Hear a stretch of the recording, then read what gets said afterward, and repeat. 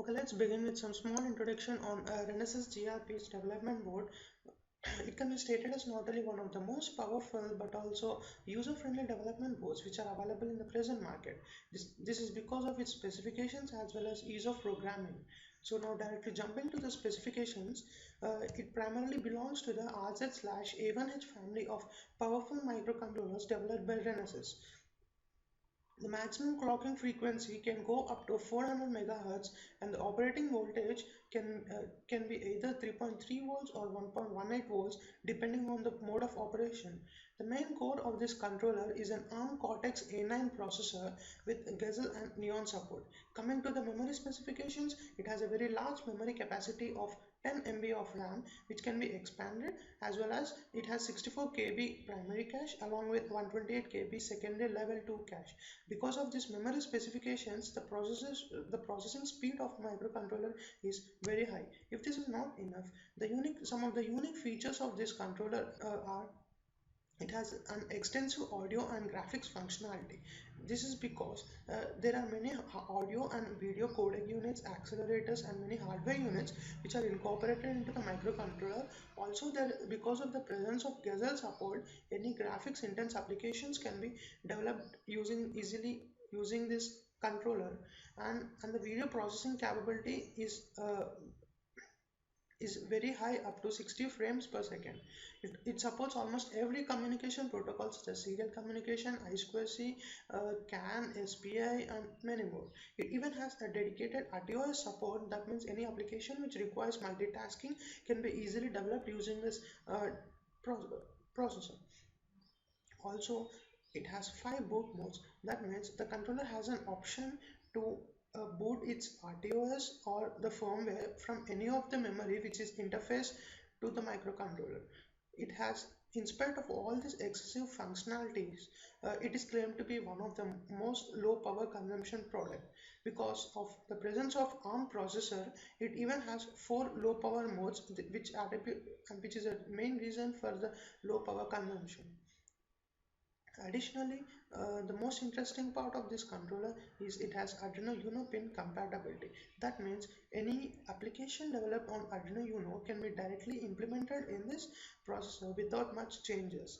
Also, all the shields which are compatible with the Arduino Uno can also be used directly with this development board. Finally, last but not the least, it's mbed enabled. If you want any detailed information about the specifications, you can go to the official site. I'll post the links below, and you can see that there are many more additional specifications which I haven't mentioned, such as the presence of hardware timers, software timers, on-chip CPU core specifications, cache memory detailed specifications, and all this you can find in the official site. Now coming to the programming part of this development board, generally any controller requires a compiler to write the source code and then executing it and finally dumping the hex file or the binary file into the controller. But unlike the basic controllers such as 8051 or PIC or AVR, which can be programmed using a traditional compiler, this cannot be done so, because for in a traditional compiler, it requires to know the internal register set, their frame formats, and even up to some extent the internal architecture of the controller. But this is a 320 pin IC with datasheet extending up to 3000 pages. So it's practically not possible for a beginner or intermediate level programmer to use this controller with a traditional compiler. Instead, there are other compilers which can be used for this development board. The first one being the Renesas official online compiler. So this is how the compiler looks like, and the coding and the syntax used in this compiler is same as that used in an Arduino. The second one being the E Square Studio, and that's even similar to this compiler. But the more personally, there is another compiler which I prefer, and as I mentioned earlier, the most advantageous thing of this development board is that it's mbed enabled. Mbed is an online open source platform which supports around hundreds of powerful microcontrollers. It provides with a software development kit which includes which includes default mbed libraries, and these libraries or the functions can be used to access the basic functionalities of the board, such as GPIO pins or CAN protocol or I2C protocol. there is a documentation, detailed documentation of all the default functions which can be easily understood and then implemented using the development boards. The advantage of using mbed compiler is that any source code written in mbed is platform independent. That means if you have developed an application using a particular controller which is mbed enabled, then the same application can be replicated in another microcontroller which is also mbed enabled without much change in the syntax. This is a video of a small application. This is not the actual project but just a demonstration of our understanding of the controller. As you can see, it's a small game kind of thing in which you have to fill the screen in the shortest time possible. The project has a few hardware components: 8x8 LED matrix display, MAX721 and driver IC, and 8 switches corresponding to the 8 columns of the LED matrix. It even has a 3.3 volts to 5 volts logic level converter. Whenever a switch is pressed, the corresponding column gets selected. Initially, a random LED light jumps from one position to another position in a random way. So, whenever an LED is present in a particular column, and if its corresponding switch gets pressed, the LED stays in that position permanently. And in a similar way, you have to fill up the entire screen in the shortest time possible.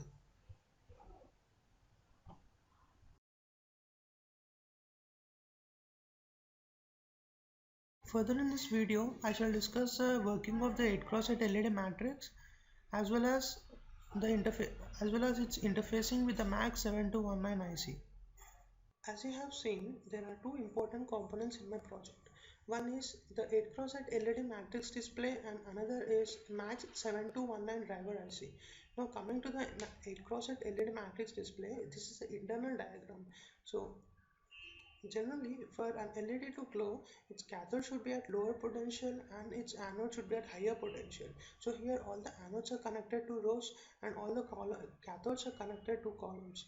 So for example, now if I want to make the LED of row 4 and column 1 to glow, what I can do is I can ground the column 1 and then pull up the row 4 2 plus VCC. Then this LED starts to glow. Similarly, if I want to make the LED of row 2 and column 3 to glow, then I can just pull down the column 3 to ground and then pull up the R2 to plus VCC. Now if I want to do both simultaneously, applying the same principle, we can just ground the column 1 and column 3 and then pull up row 2 and row 4 to plus VCC. And according to us, this should be the output. I mean, both LEDs should glow simultaneously. But what happens is these additional LEDs also start to glow. Why? Because the bottom right LED has row 4 and column 3 activated, so this LED glows, and the top left LED glows because row 2 and column 1 is being activated. So how to overcome this problem? This can be done by using a concept called multiplexing. So assume initially only this LED is on, and at the next instant this LED is on.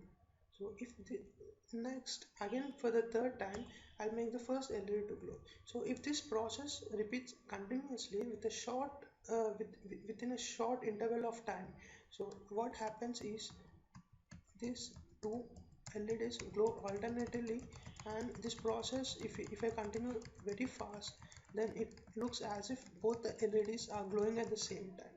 So this is called persistence of vision of human eye, and this concept is implemented here. Multiplexing requires continuous scanning of either the column elements or the row elements. So this can be done in a more traditional way by using 8-bit shift registers, and each shift register stores 8-bit data corresponding to individual column, and we can use a 3x8 decoder for continuous scanning of row elements, and we can use a microcontroller for inputting the decoder and continuous monitoring of 8x8 LED matrix display. But the problem is we cannot use a microcontroller to do other operations or applications while it's performing the scanning operation.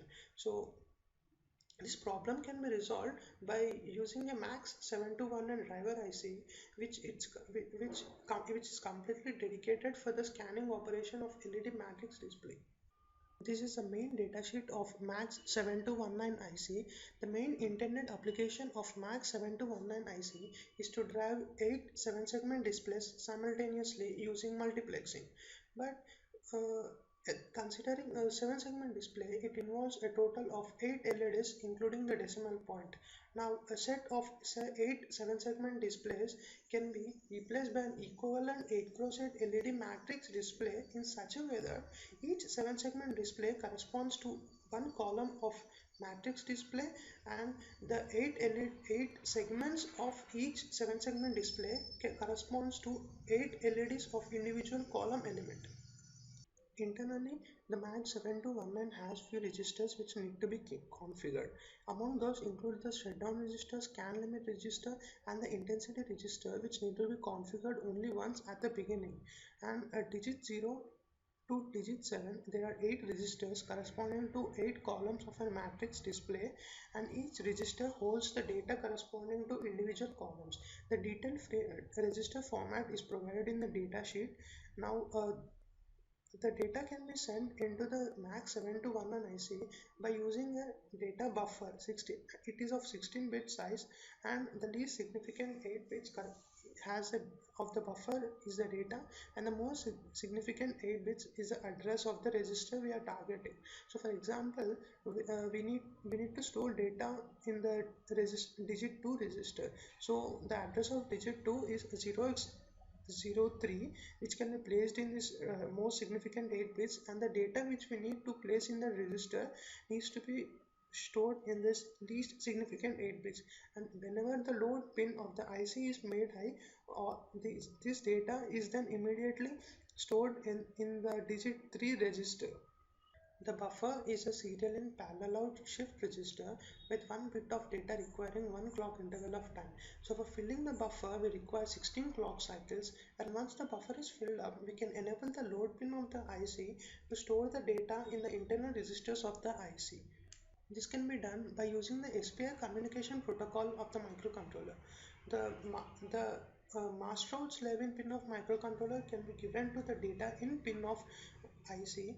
The S clock pin of microcontroller can be given to the clock pin of the IC, and any of the IO pin can be utilized for the load pin of the IC. And once all the column registers are stored with the respective column information, then the IC starts scanning the matrix display, and the required pattern is displayed on the LED matrix. Finally, this is the main code for the application. These are the header files for the drivers. These are the function definitions of the drivers, and this is the main code for the logic. I would place this in the description below. Please comment and provide any suggestions if possible.